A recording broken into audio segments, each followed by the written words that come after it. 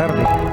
Y es el caso de el expediente que tenemos sobre los 1.000 millones propuestos por el gobierno central. Y prácticamente quería, pues, aquí con el técnico de la comisión, nos leyera el expediente.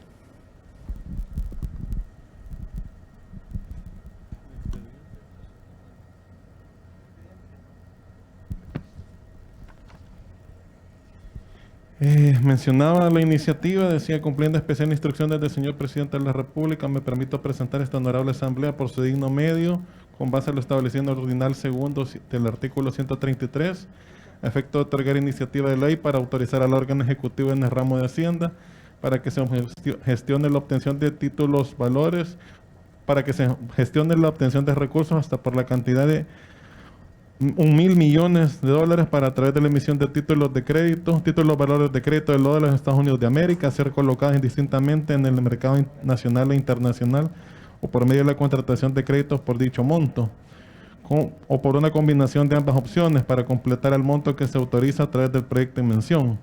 Dichos fondos, menciona, se destinarán para constituir un fideicomiso para impulsar la recuperación económica de las empresas salvadoreñas, al programa de subsidio para empleados de la micro, pequeña y mediana empresa registrada como patronos en el IS y que estén afectados por la crisis del COVID. Igualmente, para reforzar el presupuesto general del Estado para el pago de los exportadores de la devolución del impuesto a la transferencia de bienes muebles y a la prestación de servicios, así como lo destinado al pago de obligaciones de proveedores del sector privado de El Salvador. Todo ello pretende viabilizar el cumplimiento integral de la demanda de recursos que se pueda garantizar para impulsar la recuperación económica del país y destinar recursos para reforzar el presupuesto general del Estado para atender las necesidades de las empresas exportadoras y proveedores del Estado por los efectos de la pandemia del COVID-19. En base al objetivo propuesto, respetuosamente pido a ustedes que esa honorable asamblea conozca tal proyecto. En razón, le solicito se dé ingreso a esta pieza de correspondencia que contiene dicho proyecto, a efecto que se cumpla con la formalidad del proceso de formación de ley. Todo con la intención que el mismo sea aprobado oportunamente conforme a derecho. Esa sería la iniciativa de ley y tiene juntado el correspondiente proyecto de decreto, presidente. Gracias, ingeniero Pinao. En ese sentido, pues, está la propuesta de que pudiéramos hacer un dictamen, bueno, tener un dictamen esta noche y poder sacar esta iniciativa, ¿verdad? Como se explicó, tiene una distribución de la siguiente manera: 140 millones destinados al programa de subsidio para empleados de la micro, pequeña, mediana empresa registrada como patronos en el Instituto Salvadoreño del Seguro Social y afectada por la crisis del COVID-19. Y 360 millones de dólares para un programa de otorgamiento de créditos fundamentalmente en línea de capital de trabajo para las empresas registradas como patronos en el Instituto Salvadoreño del Seguro Social que han sido afectados por el COVID-19, con prioridad en la micro, pequeña y mediana empresas. 100 millones de dólares para un programa de financiamiento productivo para empresarios del sector informal, fundamentalmente en capital de trabajo, que permita su recuperación económica y quienes tengan al menos un crédito vigente en el sistema financiero nacional o sistema financiero cooperativo y que tenga categoría de riesgo crediticio A o B al 29 de febrero del 2020 y que han sido afectados por el COVID-19. B, 400 millones destinados para reforzar el presupuesto general del Estado de la siguiente manera: 100 millones de dólares para el pago a los exportadores de devolución del IVA, 300 millones destinado al pago de obligaciones de proveedores del sector privado. Así se distribuyen los 1.000 millones solicitados por el gobierno central, verdad que entiendo está el señor ministro de Hacienda y pido aquí, pues sí, los que tienen. Vamos a ceder la palabra. Doctor Parker tiene la palabra.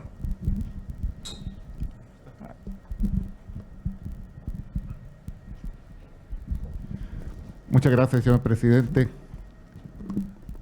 Primero, para registro y para la grabación, que estos temas que vamos a discutir o empezar a discutir y que probablemente van a pasar al Pleno esta misma noche, por mandato de la Sala de lo Constitucional, dejaron de ser cosas sujetas solo a votos y a correlación numérica de votos. Por sentencia de la Sala, en su momento pues habrán que implementarse los mecanismos correspondientes. Por sentencia de la Sala, se requiere de debate. Y debate significa algo que pende de la información necesaria. En este caso en particular, me voy a encargar en este instante, señor presidente, tratar de ser lo más sintético posible de cierta información que es fundamental, que ni siquiera cuenta con ella esta Comisión de Hacienda, por tanto, tampoco el Pleno Legislativo, pero lo más importante, la desconoce el país. Y nosotros, independientemente de los grupos parlamentarios, representamos los intereses del pueblo. Paso a ser sintético. Aprobamos, puede ser que me equivoque en algunas cantidades, señor ministro me corregirá. Aprobamos un presupuesto general de 6.426 millones de dólares, con una brecha no financiada de 645 millones de dólares.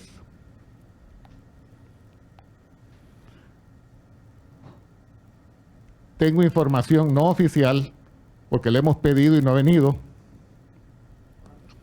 Tengo información no oficial de que esa brecha no financiada de 645 millones por distintas rutas o fuentes han ingresado 620 millones de dólares. Subrayo, señor presidente, porque hoy tomamos nota de unas preguntas que se iban a reiterar o hacer al Ministerio de Hacienda y estoy haciendo un recuento de ellas, información con la que no cuenta el país. Pero bien, repito, asumo que esos 645, 620 han ingresado al fisco, sea por colocación de CETES, de letes, crédito puentes, lo que fuere. Estamos claros que no se hizo una colocación, pero por distintas fuentes. Por otra parte, tenemos información, un hecho público y notorio, la publicación de una nota de las autoridades hacendarias, donde de ese presupuesto general se harían reestructuraciones o reorientaciones para el combate a la pandemia. Específicamente se hablaba de que lo que estaba previsto como inversión pública, que no se hubiese ejecutado, se reorientaría para el combate a la pandemia. Nosotros autorizamos en el presupuesto 20 aproximadamente 1.200 millones de dólares de inversión pública. Formó parte de las preguntas que le hemos formulado a Hacienda, que no tenemos información de cuánto es lo que realmente se habría reorientado, sea de inversión pública u otras áreas u otros rubros, para el combate a la pandemia, del presupuesto general. Segundo dato importante para registro de esta grabación. Segundo dato importante. Del presupuesto, en el presupuesto general de la Nación, se tomaron provisiones en determinados rubros para el pago de proveedores y también para el pago del IVA de los exportadores. Eso quedó previsto, provisionado en el presupuesto general de la Nación. Y esto es importante registrarlo cuando vayamos a pasar a los destinos que se están adjudicando a estos nuevos 1.000 millones de dólares de préstamo. Estamos hablando de 300 millones de dólares para proveedores, estamos hablando de 100 millones de dólares en cuanto al pago del IVA de los exportadores. Muy bien. Tenemos un dato no oficial, pero es la tercera de las preguntas que estábamos formulando hoy por la tarde, en cuanto a cuál habría sido la mengua o la reducción de los ingresos fiscales como producto de toda la situación que está viviendo el país. Yo tengo un dato extraoficial de hace 15 días, pero oficialmente, claro, y también conforme los días iban pasando, pues nos íbamos acercando al momento donde estarían previstos los mayores ingresos de renta. Podría ser que esa cantidad que extraoficialmente nosotros manejamos, natural, haya crecido. Siguiente punto, que nos marca una ruta de inquietudes. Cuando aprobamos el decreto 608, entiéndase los 2.000 millones de dólares, que originalmente no venía en la negociación que se había hecho determinados sus destinos, pero como era un mandato constitucional, logramos algunos, como debía ser, que se establecieran los destinos en el texto del decreto 608, los destinos para esos 2.000 millones de dólares. Dentro de esos destinos, claramente se estableció que uno de ellos sería subsidio para el pago de las planillas del Seguro Social, y también estaba establecido la apertura y el otorgamiento de créditos. Es decir, para ser más preciso, los destinos que constitucionalmente se asignaron en el decreto 608 para los 2.000 millones de dólares fueron un porcentaje específico para las municipalidades, pongámosle cifra absoluta, 600 millones de dólares. Se habló también de transferencias económicas directas. No conocemos los criterios de distribución, de selección, no los conocemos, pero entendíamos que era alrededor de 400 millones de dólares. Tampoco conocemos con precisión la cifra exacta, pero estamos redondeando cifras. Ya irían 1.000 millones de dólares, de los 2.000 millones de dólares. Pero además de esas transferencias económicas directas y del porcentaje para las alcaldías, para las municipalidades, para enfrentar la pandemia, estaban los siguientes destinos: apoyo al sector agropecuario, créditos, subsidio al pago de las planillas y el remanente, refuerzo presupuestario. Eso es lo que está escrito en el artículo 11 del decreto 608. Bien. Vamos al siguiente punto. Tenemos ante nosotros una petición de 1.000 millones de dólares más de préstamo. ¿Cuáles son los destinos que en blanco y negro aparecen ahí? Los voy a resumir. 300 millones para proveedores. Ojo, eso ya está allá provisionado en el presupuesto general. 100 millones de pago del IVA de los exportadores. Ojo, se repite también. Eso ya estaba originalmente provisionado en el presupuesto general. Luego sigue créditos. Ojo, también se repite. Eso estaba en parte de los componentes de los 2.000 millones de dólares. Ya hicimos ver que quedaron 1.000 millones de dólares liberados, solo 1.000 millones de dólares comprometidos, los 600 de la alcaldía, los 400 de las transferencias directas, quedan 1.000 millones liberados. Entonces, de esos 1.000 millones de dólares, parte de los 2.000 millones estaba créditos y está también el pago, el subsidio de planillas del Seguro Social. En otras palabras, tenemos ante nosotros una solicitud de crédito por 1.000 millones de dólares que lo que hace es repetir destinos que ya están provisionados, sea en el presupuesto general de la Nación, sea en el crédito ya autorizado por 2.000 millones de dólares. Que dicho sea de paso, fue otra de las preguntas que hemos formulado, porque no tenemos esa información, a cuenta de esos 2.000 millones de dólares, cuánto ha ingresado al fisco, por la ruta que fuere, es decir, colocación de títulos, CETES, LETES, créditos puentes, créditos multilaterales. Estamos absolutamente conscientes que emisiones aún no se han hecho en la bolsa, en el mercado. Entonces, ¿con qué nos encontramos? Con que estaríamos comprometiendo un empréstito de $1.000 millones, pagando lo que ya pagamos, contratando lo que ya contratamos, es decir, repitiendo los mismos destinos. Consideramos que no solo se trata de información que no hemos recibido, como no lo hemos hecho, se trata de información que no hemos procesado, como no ha sido físicamente posible, y puedan haber, señor presidente, con su venia, es una expresión política, lo demás han sido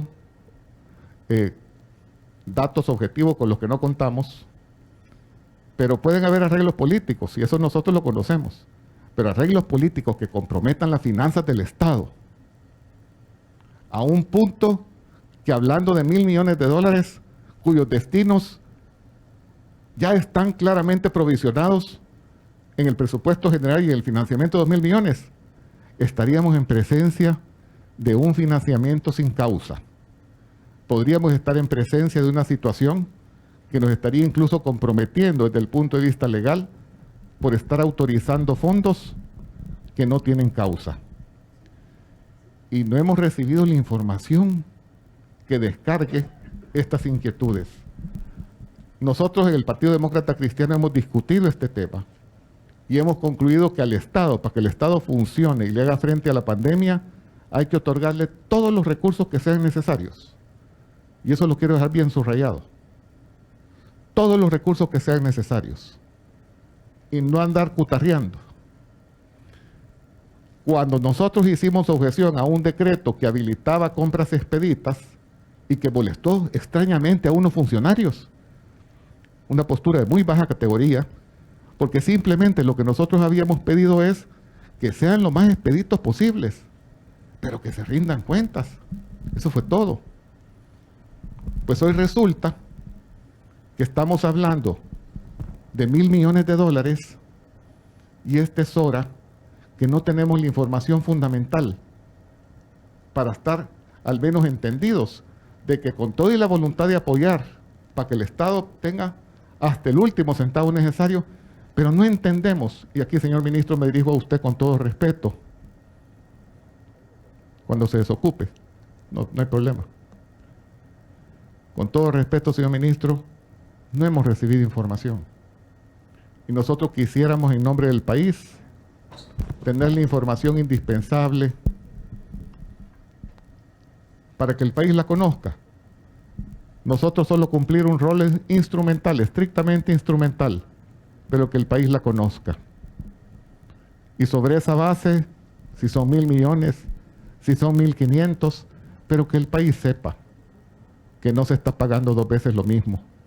No he hecho referencia, señor presidente, a las eventualidades financieras del país a partir de las impresiones de las calificadoras de riesgo, del último reporte que presentó la casa Fitch, que creo que lo hicieron público ayer o ahora, donde incluso nos hacen una rebaja a partir de lo que ellos están observando que ocurre en El Salvador en cuanto a la expectativa de pago por parte del país. Así que quisiera, señor presidente, con el debido respeto de los colegas diputados, manifestar nuestra profunda preocupación porque a través de un arreglo político se viene en una forma intempestiva a buscar aprobar una deuda de $1.000 millones más para El Salvador,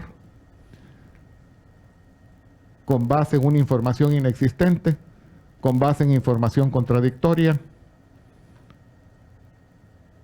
o en resumidas cuentas, con base en la ausencia de información. Me reservo el uso de la palabra después de haber escuchado cualquier reacción. Muchas gracias, señor presidente. Bueno, gracias, doctor Parker. Y bueno, ya que está aquí el señor ministro de Hacienda, esta petición la hizo hoy en la tarde usted. Por el orden. No, por el orden, señor presidente.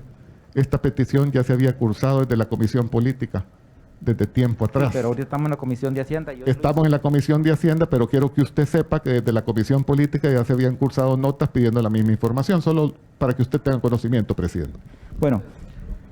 Bueno, señor ministro de Hacienda, para que pueda explicar, ¿verdad? Le cedo la palabra.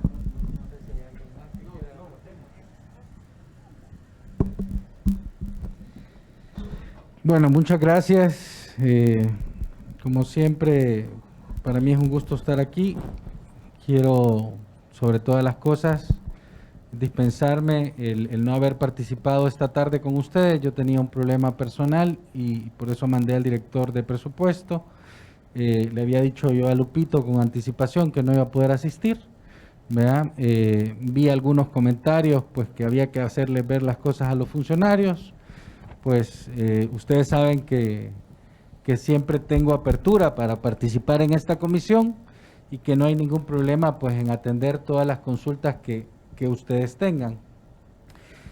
Frente a la valoración, voy a referirme, diputado Parker, directamente a su valoración para poder atender la mayoría de sus consultas y espero pues que frente a eso no tengan una visión contradictoria, sino más bien una explicación seria, muy técnica de qué es lo que está pasando.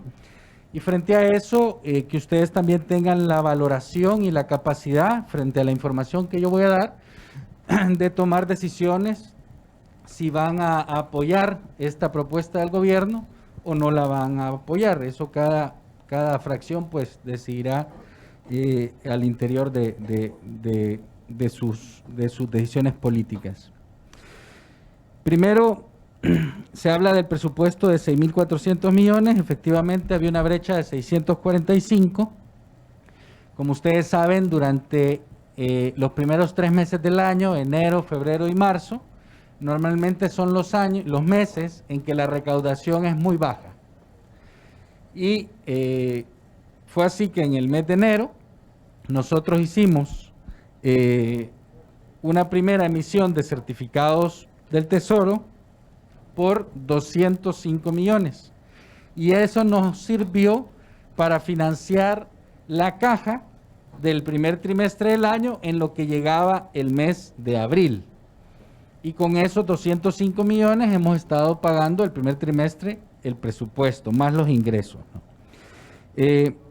Después hicimos otra emisión de CETES por 278 millones y eso nos permitió tener no 615 me parece que había dicho, 620, no, tenemos hasta la fecha 483 de los 645, 483, 205 y 278.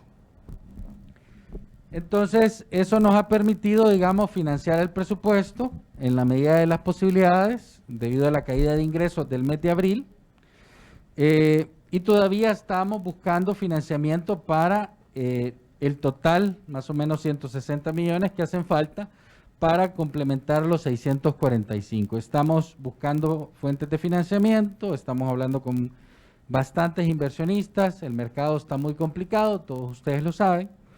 Y frente a eso estamos trabajando lo que ustedes nos aprobaron en el presupuesto. Ahora bien, el segundo tema que planteaba era el tema de la reorientación de la inversión pública. Quisiera aclarar que efectivamente la inversión pública del sector público no financiero es de 1.200 millones. Pero de esa inversión pública del sector público no financiero, hay que restar lo que efectivamente es inversión gobierno central, que es la que tiene recursos del Estado, la que viene de los tributos. ¿Por qué? Porque hay otra inversión que proviene de otras instituciones que tienen sus propios recursos y sus propios préstamos. esa inversión que proviene del gobierno central, efectivamente nosotros hicimos una nota donde se dice que la inversión que no estaba siendo comprometida debía congelarse para ver qué trámite le damos. Y de esa inversión, ustedes tienen un aproximado de 520 millones, que incluye la inversión de FODES, de la cual FODES son 424 millones. De esa inversión, hay inversión no comprometida por el orden de 40 millones, que es lo que hemos estado trayendo a la Comisión de Hacienda para que ustedes puedan aprobar o no las modificaciones presupuestarias, tal cual fue el tema de ANDA, tal cual fue el tema de CIFCO, y otras reasignaciones presupuestarias que hemos hecho al interior de los ministerios. Se habla de el informe de cuánto se ha gastado en el presupuesto de las reasignaciones presupuestarias. El tercer punto era el tema de la pandemia, presupuesto, reasignaciones. Entonces, me extraña, digamos, la posición, diputado, con todo respeto. ¿Cuál?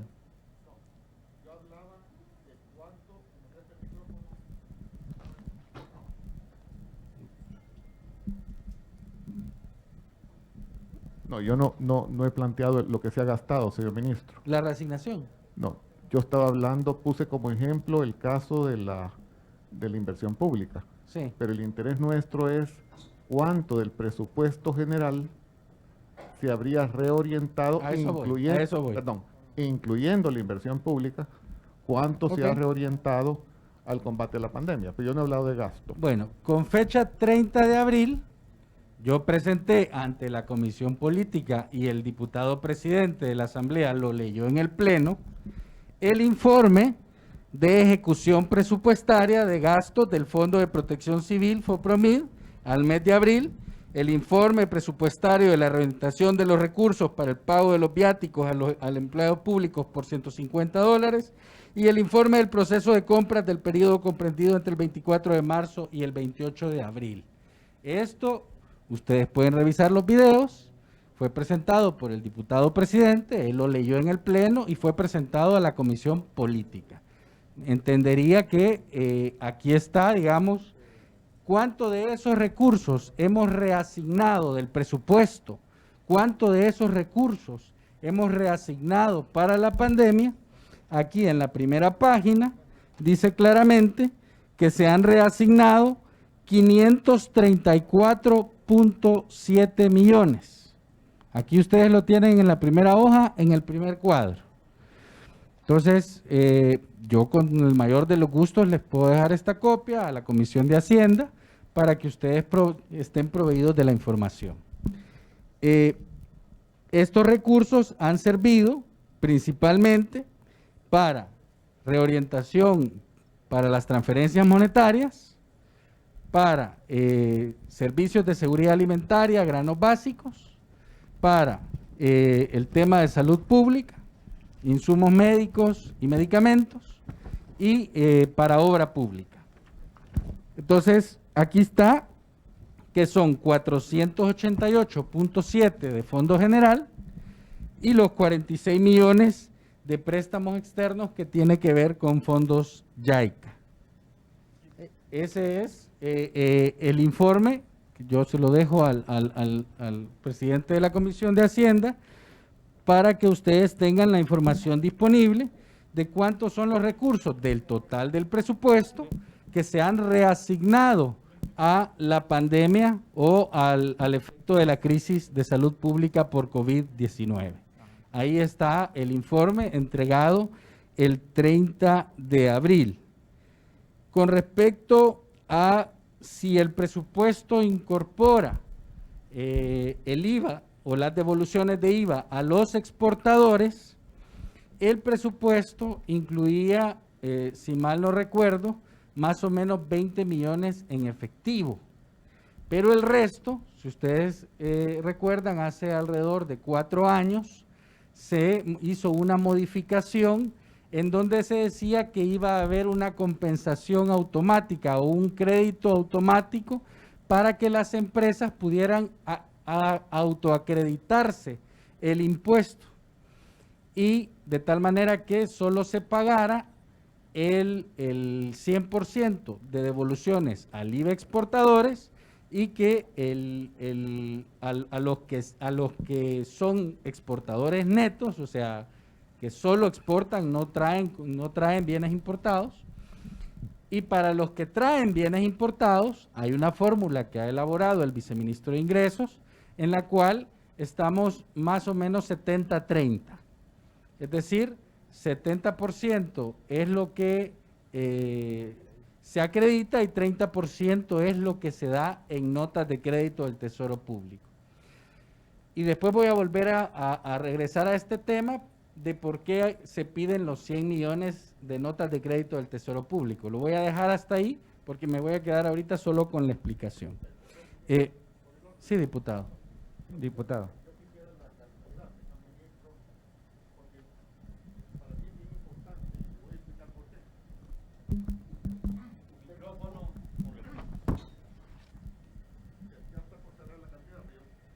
Pero es indispensable la precisión, ministro. No, por eso yo le aclaraba, yo no estoy haciendo referencia al gasto, porque usted, por ejemplo, hizo referencia que lo que se reorientó para el combate a la pandemia ya se invirtió, por ejemplo, para las transferencias monetarias. Pero en nuestro concepto como legisladores, para las transferencias monetarias responde a cuenta de los 2.000 millones de dólares. Como le digo, porque usted está juntando el problema de la liquidez. Entonces, mi dato es bien sencillo, ministro. Ya le entendí. Bien sencillo. Yo le suplico, lo que necesitamos saber es de ese monto, por eso hemos hecho la separación, de ese monto de 6.426 millones de dólares, cuánto se ha reorientado para la pandemia, sin entrar a los temas de liquidez o al tema del gasto, sin confundir esa masa de dinero, por muy fungible que sea, con los 2.000 millones de dólares. Esa es la petición. El monto. 534.7. Y esos incluyen los 40 que estaban disponibles. Los 40 de inversión pública. Correcto, que Sí. quedaron disponibles. Sí. O sea, el monto es 534 millones. Correcto. Perfecto, estamos claros. Muy bien, diputado. Con respecto a la estimación de cuánto han caído los ingresos, voy a pedirles disculpas también porque no tenemos cómo mostrarles. Yo le voy a dejar también esta presentación al diputado presidente. Ustedes en esta lámina ven cuáles fueron los antecedentes de la crisis en el 2009, para que lo tengamos de contexto. En el 2009 hubo una caída en la economía de menos 3.1,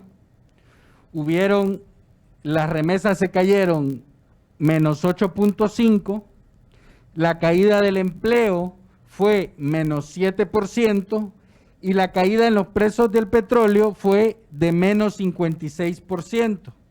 Eso implica que para el año 2009, con la crisis financiera internacional, la caída en los ingresos al final del ejercicio fue de 495 millones.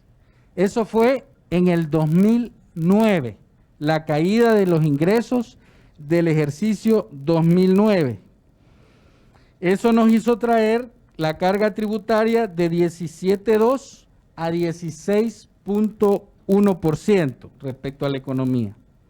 Ahora bien, ¿cuál es la explicación que tenemos de la aproximación, una aproximación del impacto que trae la recaudación, esta crisis sanitaria por el COVID-19? Y entonces vemos los mismos 4 indicadores.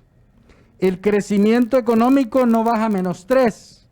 La proyección es que puede alcanzar un dato bastante conservador, menos 5.4%, la economía. Las remesas no caen 8%. Se estima que la actividad económica en los Estados Unidos se va a reducir y por tanto habrá una disminución de las remesas cercana al 17%, siendo conservador. La paralización económica, cosa que no tuvimos en el año 2009, que es que se estima que aproximadamente 2 meses hay una pausa o una paralización de las actividades en el 80% de los sectores productivos de la economía, cosa que no tuvimos antes. Y los precios de petróleo que allá habían caído, se estima una caída en el precio de un 60% y una caída en el volumen de al menos 14%, lo que impacta principalmente en el IVA.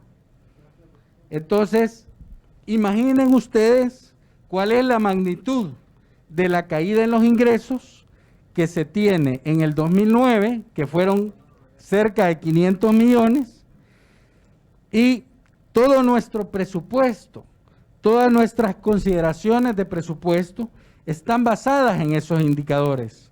El IVA declaración está de base la economía y el consumo. El IVA importación, las importaciones de bienes y servicios. La renta declaración se estima a través del crecimiento de la economía del año anterior. La renta retención se estima a partir de la economía de este año.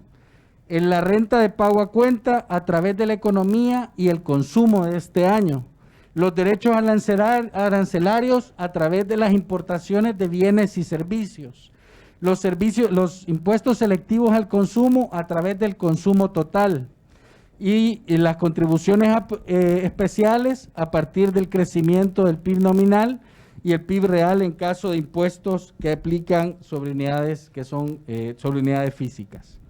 Eso nos lleva a una estimación de más o menos, por ahí ven el numerito, 990 millones de forma conservadora la pérdida de ingresos en el presupuesto, conservadora, de los cuales a este día nosotros tenemos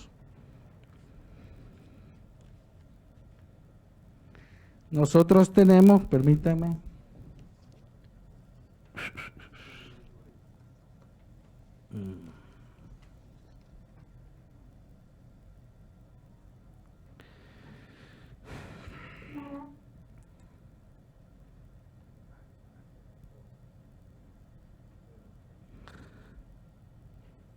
aquí está.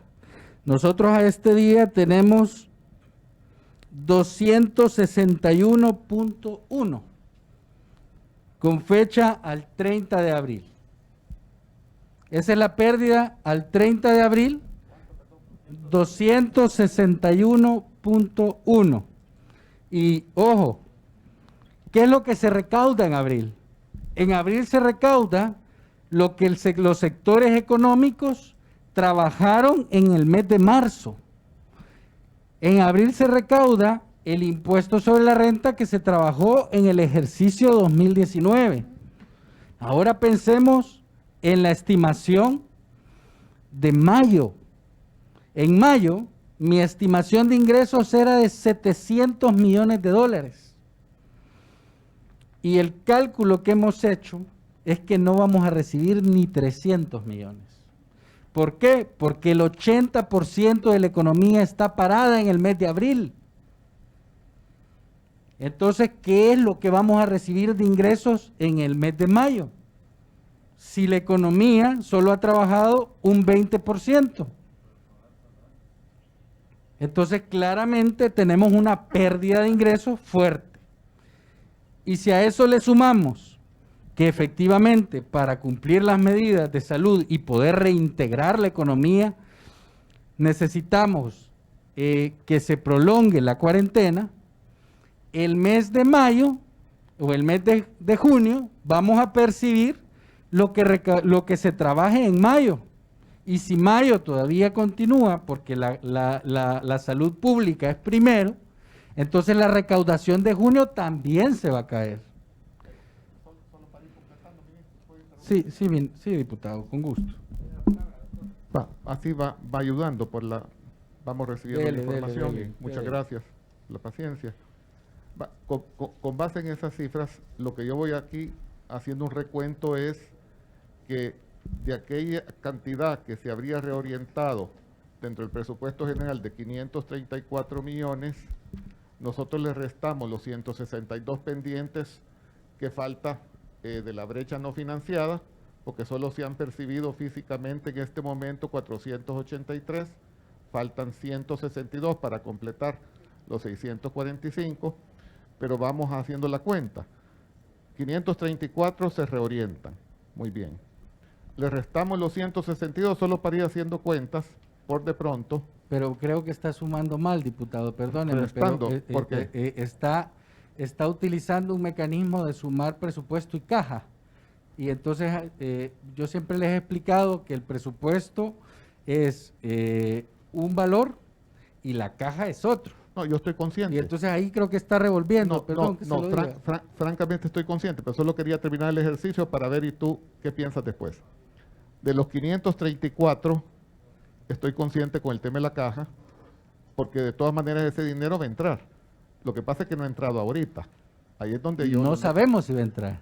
Bueno, lo estoy neteando, pues si vienes a pedir ahorita $1.000 millones más, cuando todavía no ha entrado lo otro, entonces la lógica sería esto, no hay nada que hablar. Pero vaya, yo parto de la base que se netea porque se supone que va a entrar. Va. Pero regresando al punto, de los 534 restamos los 162. Nos quedan 372. Le restamos la caída al día 30 de abril. Eso nos lleva a restarle de los 372, 261, nos quedan 111. ¿A qué quiero llegar? Para que vayan fluyendo las respuestas. La provisión del pago de los proveedores, 300 millones.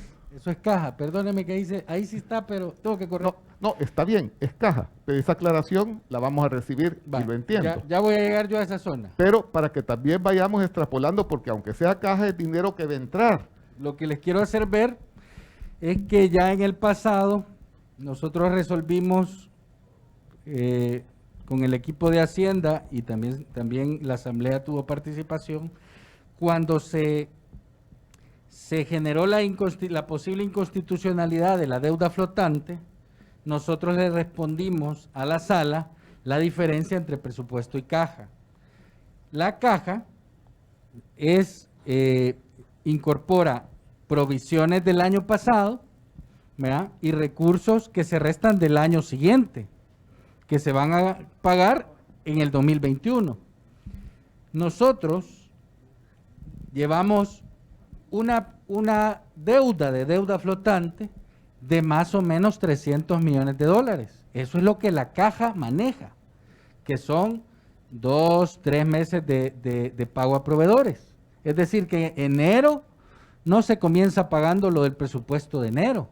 Enero paga la caja del año pasado.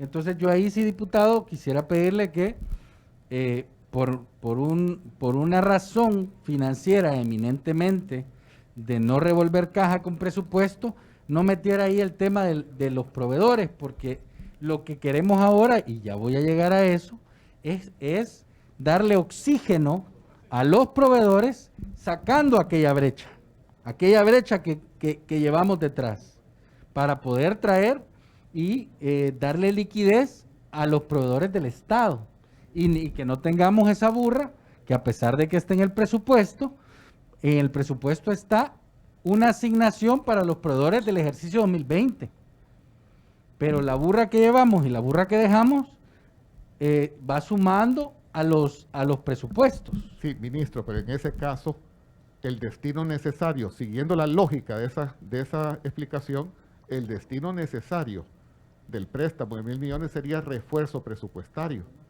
Fíjate, que es un incremento del presupuesto. Pero fíjate la lógica, partiendo de esa misma diferenciación que tú haces de caja y de presupuesto. Es que yo no he pedido un cambio de fuente de financiamiento, diputado.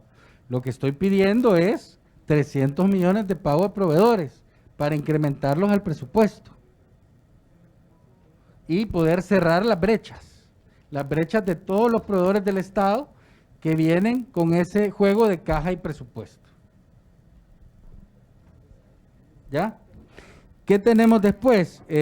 Vaya, ya hablé de la disminución de ingresos. Ahora vamos al decreto de los 2.000 millones. Efectivamente, por eso nosotros presentamos dos propuestas, dos iniciativas de ley. Una con el cambio de destino de los 608, que aquí está en esa comisión, y otra por los 1.000 millones. ¿Cuáles son las razones fundamentales de esto? Primero, porque hemos trabajado en las proyecciones y decimos, mire, tenemos una deuda o una pérdida de recaudación que como mínimo podrá ser de casi 1.000 millones. ¿Por qué? Por la economía se cae 5, creemos que se va a caer 5, esperemos que no se caiga más, y no 3, como en el 2009. Porque en aquel momento no se cerró la economía y aquí sí. ¿Verdad? Si nosotros hacemos simple matemática, la economía crece, bueno, el PIB nominal son 27.000 millones de dólares. Ese es el PIB nominal. Si nosotros dividiéramos esos 27.000 en 12 meses, una simple división, nos da como de a 2.200 mensuales. ¿Ya? ¿Cuánto sería la pérdida de ingresos por 2 meses y medio? ¿Ya? Solo ha sido del 80%. Es decir, el 20% ha trabajado, el 80% no. Entonces, les doy una imagen del monto global de pérdida de ingresos que puede tener la economía. Entonces, y que por eso es que nosotros venimos aquí y decimos, miren, frente a esa pérdida de ingresos, necesitamos darle más ingresos al presupuesto, darle ingresos al sector privado, ¿verdad? Darle ingresos a los municipios y darle ingresos productivos y al sector laboral. Ahora bien, con los 2.000 millones, haciendo la cuenta muy fácil, no nos va a alcanzar el recurso. ¿Por qué? Porque ustedes tienen ya los 500 de reasignación, los 500 los 500 millones, buena pregunta, perdónenme que se lo haga. ¿De dónde hemos sacado los ingresos? Porque también era una pregunta que usted hacía hoy en la tarde. ¿De dónde han salido los ingresos? Hemos traído ingresos futuros, hemos comprado letes y con esos letes hemos financiado ante la pérdida de ingresos. ¿Ya? Y con esos 500 millones hemos reasignado fuentes de financiamiento al interior del presupuesto, pero hay que pagarlos. No los vamos a dejar de pagar, hay que pagarlos. ¿Ya? Entonces tenemos 900 millones, 1.000 millones de pérdida de ingresos, lo de las transferencias monetarias, que póngale 450, póngale 500, ¿ya? Y póngale los 600 millones para los municipios. Haga la cuenta.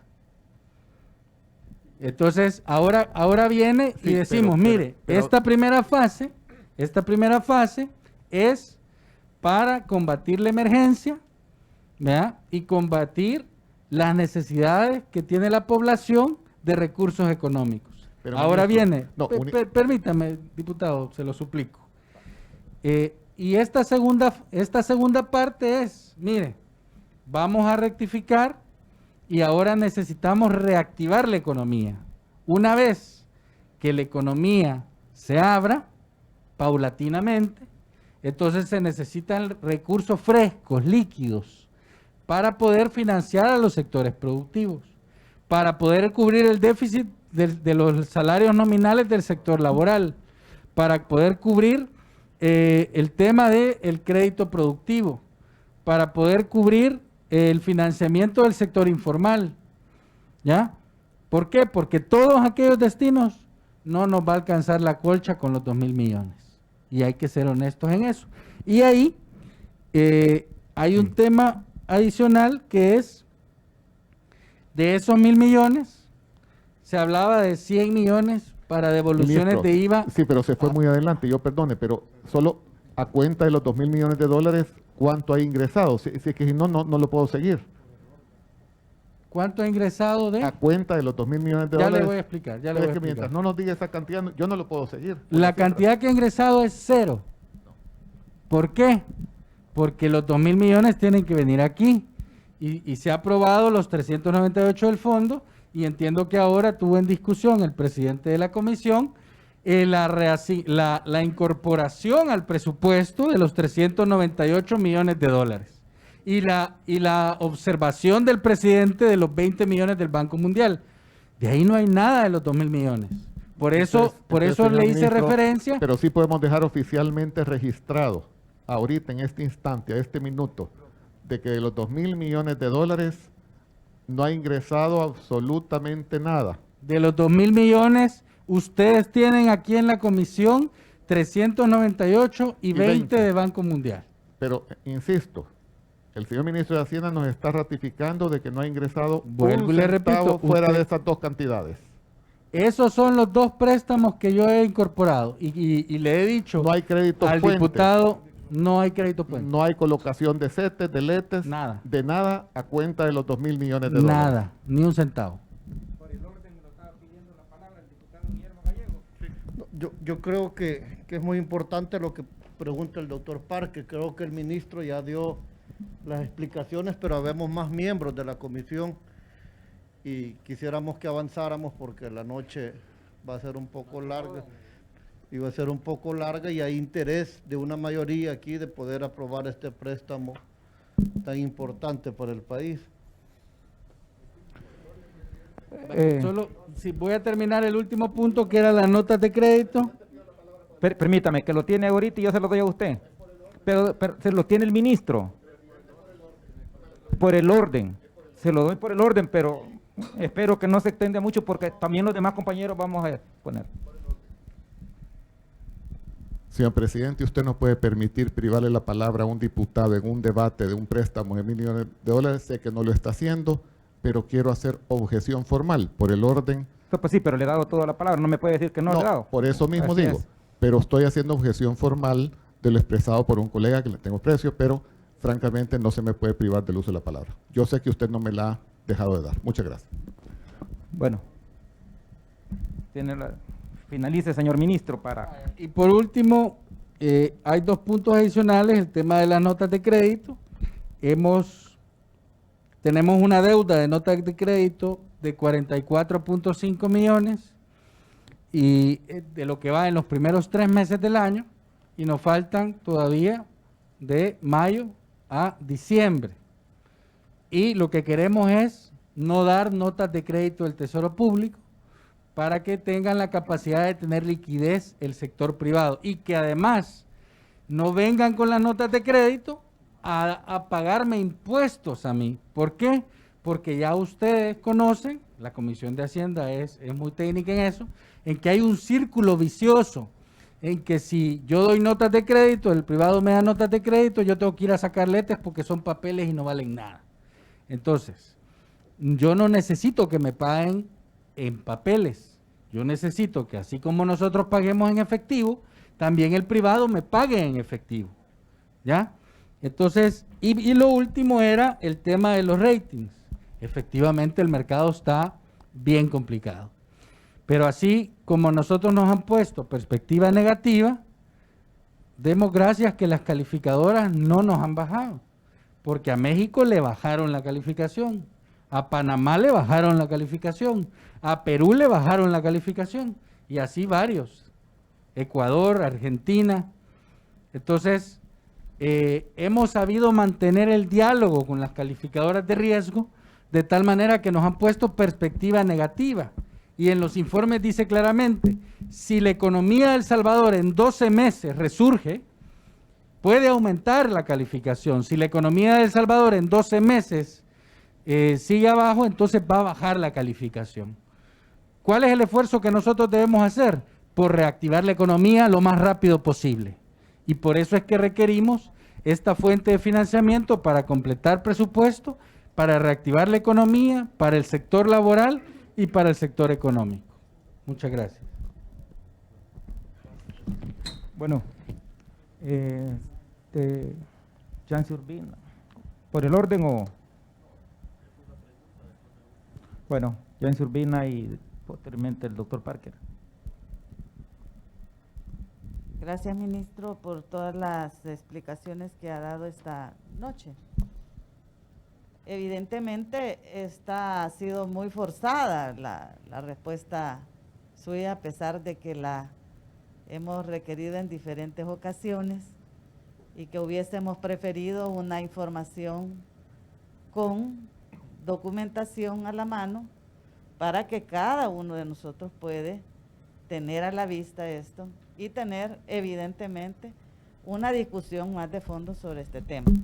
Más que lo que hoy estamos recibiendo son breves pinceladas sobre apreciaciones y datos que usted nos está comentando hoy.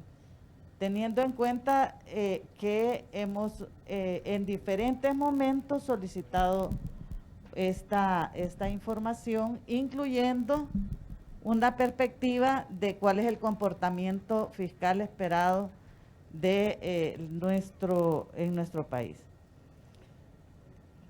Dicho eso, hay que señalar que la aprobación de los 2.000 millones de dólares incluye justamente esos componentes que son tan importantes y que ya está aprobado. Es decir, los 2.000 millones de dólares ya tienen considerado el componente del pago de salarios como un subsidio para las pequeñas y medianas empresas, y así fue estipulado en el decreto. Está ya adelantado en ese componente de los 2.000 millones de dólares. También está considerado la creación del fondo de liquidez para las micro y pequeñas empresas. Si eso es hoy una urgencia, ¿por qué no se hace con los fondos que ya tiene a disponibilidad de los 2.000 millones? Porque ese tema, le pregunto al ministro, ¿verdad? En ese tema podría considerarse que la disponibilidad inmediata del recurso que usted tiene a disposición conforme ingrese puede dirigirse a ese componente. Podría. Y a discreción de lo que usted pueda estar pensando, nosotros consideramos que sí. Porque nosotros, por ejemplo, lo de las micro pequeñas empresas nos parece un tema delicado, grave, porque aquí ha pasado que el artículo 5 de la ley de emergencia, que así fue considerado y fue enviado por el gobierno de la República, no lo han estado cumpliendo. No se cumplió prácticamente. Y ahí está toda esa cantidad de asignaciones que pueden considerarse dentro de ese componente de los 2.000 millones. Porque ahora pareciera ser que, aun cuando dice no ingresan, es como que ya lo comprometió y lo tiene comprometido en otras áreas. Pero aún así, digamos, es preocupante que lo que se esté considerando es un poco más de 1.400 millones adicionales para manejo del gobierno. Entre los 400 que pretende a través de estos 1.000 y los 1.000 millones que quiere dejar de aquellos 2.000 aprobados allá como un fondo que puede ser manejado. Nos preocupa ciertamente eso, ¿verdad? Porque pareciera ser que son fondos a disponibilidad y no en el cumplimiento de estas 4 o 5 destinos que fueron aprobados en el componente del decreto 608 en el artículo número 11. Yo quiero decirle que nosotros entendemos las precisiones que tienen algunos de que este tema se aborde con toda rapidez, porque evidentemente hay un entendimiento, un acuerdo político entre algunos grupos parlamentarios quizá, para aprobar de forma expedita estos 1.000 millones, que lamentamos que otra vez sea producto de un acuerdo, de un entendimiento, que es sin la discusión a profundidad de esta cantidad de recursos, por lo que significa el endeudamiento de otros 1.000 millones de dólares adicionales para el pueblo salvadoreño, que al final de cuentas va a cancelar cada uno de los salvadoreños y las salvadoreñas. No obstante ese pretendido acuerdo y entendimiento, quiero decir claro que nos parece que este no es un tema que esté suficientemente discutido, agotado, como para poder llevar a una decisión en esta noche. Es más, hay suficientes dudas a partir de lo expresado como para plantearse que este no es un tema que debería estar siendo aprobado de manera precipitada, como pareciera que es el interés en esta noche. Nosotros creemos como grupo parlamentario que hay presencia de falta de información permanentemente en esta temática. Y pareciera ser que hay un problema cuando se requiere la información, hay una resistencia a brindarla. Y pareciera ser que molesta. Y en ese ámbito nosotros sí creemos que los fondos públicos deben de estar expuestos al escrutinio público y debe haber toda la información necesaria para poder tomar estas decisiones de manera responsable. En nuestra opinión, este no es el caso. Hay suficientes dudas incluso en este momento todavía con relación a este proyecto y nos parece, presidente, que debe ser objeto de continuar discutiendo esta temática. Digo esto porque me pareció advertir que había algún interés un poco precipitado de querer aprobar este proyecto de decreto en esta misma noche. De lo contrario, no hubiéramos tenido esta convocatoria tan atropellada para esta sesión plenaria de este mismo día. Gracias, presidente. Gracias, diputada. Diputado Parker, y vamos a someter a votación.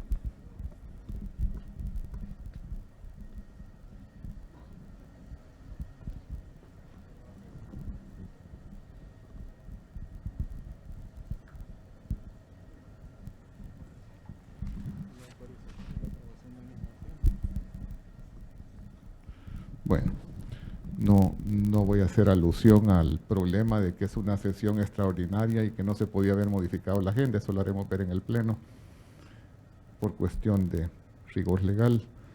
No le voy a quitar el tiempo al señor ministro. Pero sí, de hecho, señor ministro, solo quiero que usted se vaya con la reflexión que me habría permitido hacerle a los funcionarios que llegaron hoy a la Comisión de Hacienda, y es la siguiente. Cuando nosotros aprobamos el decreto 608 y se establecieron los destinos a los que estábamos obligados constitucionalmente a establecer, pusimos en una situación de buena fe, simétrica, es decir, en una situación de paridad, llamemos las transferencias económicas al sector informal, para decirlo de una manera. Estamos completamente de acuerdo. Someto a votación. Que hasta ahora todavía no conocemos los criterios de selección. Es otra historia. Pero en una situación simétrica, digo, con respecto al subsidio del pago de las planillas. Porque a nosotros nos preocupaba mucho, señor ministro, como digo, que se vaya con esa reflexión como funcionario del gobierno. Nos preocupaba mucho las prórrogas de las emergencias y decíamos nosotros, o algunos de nosotros, vean, va a ser mucho más fácil para la gente sufrir las cuarentenas si tienen un apoyo. Vimos que ese apoyo se concretó, repito, para parte de los destinos que estaban ahí previstos en el artículo 11 del decreto 608, pero no se concretó para cientos de miles de trabajadores que igual calidad de trabajadores tienen que están inscritos en el Seguro Social. Entonces todavía nos seguimos preguntando, señor ministro, ¿cómo fue eso posible? ¿Cómo fue eso posible? ¿A qué criterios, no creo hacendarios, respondió? Porque entonces, si hubieran sido criterios hacendarios, hubiesen tenido que prorratear para uno y para otro sector, porque al menos en el decreto estaban colocados en una forma simétrica. Y repito, igual trabajadores son, igual familias tienen, igual necesidad de recursos de ingresos y de subsistencia para sus hogares. Y esta es hora que nos vinimos a encontrar con que se traslada el crédito de $1.000 millones, cuando eso estaba, para no dejar burras, previsto en el decreto de 2.000 millones. Pero bueno, ya serán puntos que haremos ver nosotros en la discusión plenaria. Gracias, ministro. Bueno, muchas gracias. Voy a someter a votación el dictamen de la comisión. Por supuesto, entonces, bueno. Sí, solo una precisión que yo sí a ver algunos diputados, en este caso la redacción original como venía en el decreto de los 1.000 millones, decía en el artículo 13, por la naturaleza de las obligaciones contenidas en el presente decreto y con la finalidad de darle cumplimiento a las formalidades contenidas en el artículo 148 de la Constitución, téngase por autorizado y aprobado el presente decreto en los términos que el mismo consigna. Entiéndase que en este caso se está dando la opción de buscar los recursos, ya sea por títulos, valores, crédito puente o un préstamo, pero en este caso se le debe dar cumplimiento del artículo 148 de la Constitución, que dice que en caso de ser un contrato de préstamo tiene que ser previamente una autorización, como se estaría dando en este caso, y también o para una emisión de títulos, valores o crédito puente, pero en todo caso tendría que venir en una segunda vuelta para aprobación de la Asamblea Legislativa. Entonces yo proponía que se podía incorporar la misma redacción que se hizo inicialmente y que se aprobó en el decreto 608, que era lo de los 2.000 millones, y sustituir el artículo, eliminar el artículo 13, incorporarlo en el artículo 5 y que diga: por la naturaleza de las obligaciones de títulos, los valores de crédito contenidas en el presente decreto y con la finalidad de darle cumplimiento al artículo 148 de la Constitución, tiene por autorizado y aprobado el presente decreto en los términos establecidos en el mismo. Esto para el caso de los títulos, los valores, como dice en el decreto original, en el artículo 5, y el segundo inciso: si la obligación se trataría de un contrato de préstamo, se deberá proceder de conformidad al artículo 148 de la Constitución, excepto cuando la operación fuera de un crédito puente. Esto para su consideración. Bueno, después le doy la palabra porque me la ha pedido ella, Iván. Ok. Bueno, diputada Margarita Escobar, y posteriormente, vale, voy a someter a votación porque así me lo están solicitando los compañeros diputados. Los que estén de acuerdo con aprobar este dictamen, por favor, votar. Con las modificaciones planteadas. Diputada Margarita Escobar, posteriormente diputado. 8 votos. Se aprueba el dictamen. Sí, gracias, señor presidente. Seré muy breve. Buenas noches, pueblo salvadoreño. Yo sé de que a esta hora que nos ven, probablemente hay mucha confusión en el pueblo salvadoreño, en todos, por la situación que estamos decidiendo en la Asamblea Legislativa. Yo aprecié mucho las preguntas que hacía el diputado Parker, porque realmente a mí me aclararon también muchas preguntas. Y aprecio de igual manera las respuestas que nos dio el señor ministro de Hacienda. Sin ninguna duda, el impacto económico mundial por el COVID-19 será difícil. El mundo entero se verá afectado por esta situación provocada por el virus. La CEPAL ya anunció, por ejemplo, que el número de pobres en América Latina aumentará de 185 millones a 220 millones de pobres en América Latina. Y la pobreza extrema aumentará de 67.4 a 90 millones de personas que pasarán a extrema pobreza. Los países que no estén sensibles a lo que va a ocurrir y que ya está ocurriendo y no se preparan de manera contundente para afrontar esta crisis económica y financiera y de desarrollo social, estarán verdaderamente quedando en un estado de vulnerabilidad aún mayor. Adicionalmente, el caso salvadoreño no escapa la situación mundial. Y según lo dice el nuevo informe de calificación de Fitch, la modificación para El Salvador se debe a un futuro fiscal que podría ser poco promisorio. Y se calcula una previsión de un 15% menos de los ingresos fiscales debido a la recesión económica. 15% menos de ingresos fiscales. ¿Y eso qué quiere decir? Eso quiere decir las escuelas, eso quiere decir la inversión pública, eso se traduce en falta de inversión social, eso se traduce en falta de inversión en medicamentos por parte del Estado, que verá reducido 15% de sus ingresos solamente por el tema que nos convoca. Pero adicionalmente, el fisco aumentará aproximadamente $1,000 millones de gasto por la pandemia. Entonces, ¿de qué estamos hablando acá? Estamos hablando de que el COVID cambió el mundo y El Salvador no se queda atrás. Y que urge desarrollar un plan estratégico, un plan de reconocer lo que nos está diciendo la CEPAL para el caso de América Latina y el Caribe, pero sobre todo lo que nos está diciendo Fitch en el caso de El Salvador, donde las remesas van a bajar hasta un 20% o 17.8%, que es el equivalente al 20% del Producto Interno Bruto de El Salvador. Si este panorama no nos parece alarmante, donde los más pobres de los pobres van a sufrir por pérdida de empleo, por pérdida de oportunidades, por el quiebre de empresas, de verdad yo les digo, esta Asamblea Legislativa estaría faltando a su labor principal, que es ver la situación, preverla y actuar.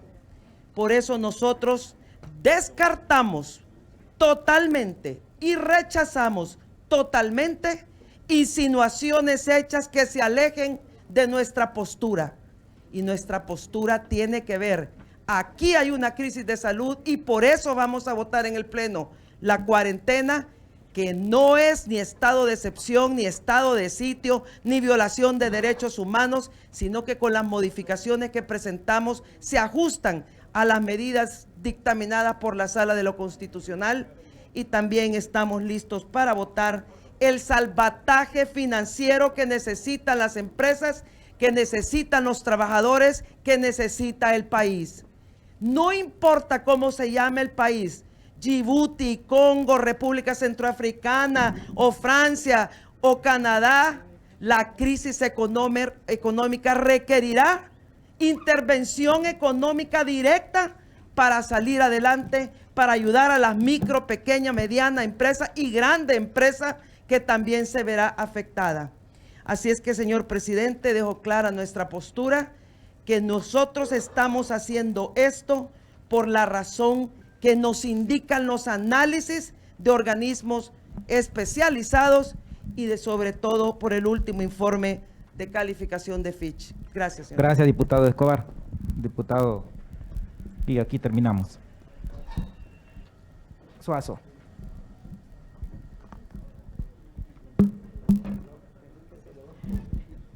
Gracias, presidente. Buenas noches, colegas diputados y diputadas, ministro, bienvenido.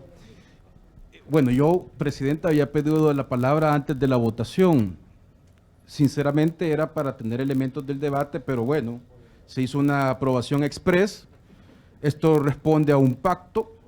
El Partido Arena y el gobierno pues están negociando fuera de la Asamblea Legislativa y entendemos que tienen los votos junto con el resto de partidos de la derecha. Pero no quiero quedarme sin hacer una pregunta básica que acá no se ha respondido, no se ha hablado al respecto, y que responde a la reducción de ingresos que no solamente corresponderá a este año, sino que el próximo año seguramente habrá algún impacto negativo y la proyección de ingresos seguramente será menor. Pero la deuda se tiene que pagar. Esto que acaba de aprobar aquí, la derecha en su conjunto, eso se tiene que pagar. Y sinceramente yo no entiendo, porque no se ha respondido ni cómo van a pagar los 2.000 millones, y tampoco sé cómo pretenden pagar estos 1.000 millones que se acaba de aprobar acá. Usted mencionaba que por el momento no han obtenido ningún ingreso, ningún centavo de los 2.000 millones de dólares que aquí ya fueran autorizados. Pero sí mencionaba de que ya hizo la gestión de el préstamo con el Fondo Monetario Internacional y el Banco Mundial, que dicho sea de paso, el Fondo Monetario ya dijo que va a ser necesario un ajuste fiscal para el año 2021 acá en El Salvador. Y claro, de esa forma es que se pretende pagar esta deuda que acá se acaba de aprobar, estos 1.000 millones. Un ajuste fiscal. ¿Qué implica eso? Implicará o recorte de gastos, que continúen despidiendo gente, que recorten programas sociales, o implicará, por el lado de ingresos, aumentar impuestos, aumentar el IVA, no sé, realmente no sé. No sé ni cómo pretenden pagar los 2.000 millones, ni estos otros 1.000 millones, tomando en consideración, además, de que ha bajado el precio de los bonos de El Salvador y se espera que la tasa de interés con la que se coloquen los bonos sea considerablemente mayor. Entonces, ministro, la pregunta es bien concreta. ¿Cómo piensa pagar esta deuda? Por favor, respóndale al pueblo salvadoreño. ¿Cómo piensa pagar estos 1.000 millones que acaban de autorizarse aquí en esta Comisión de Hacienda? Gracias. Gracias, diputado Suazo, y ahí suspendemos. Hay que esperar estamos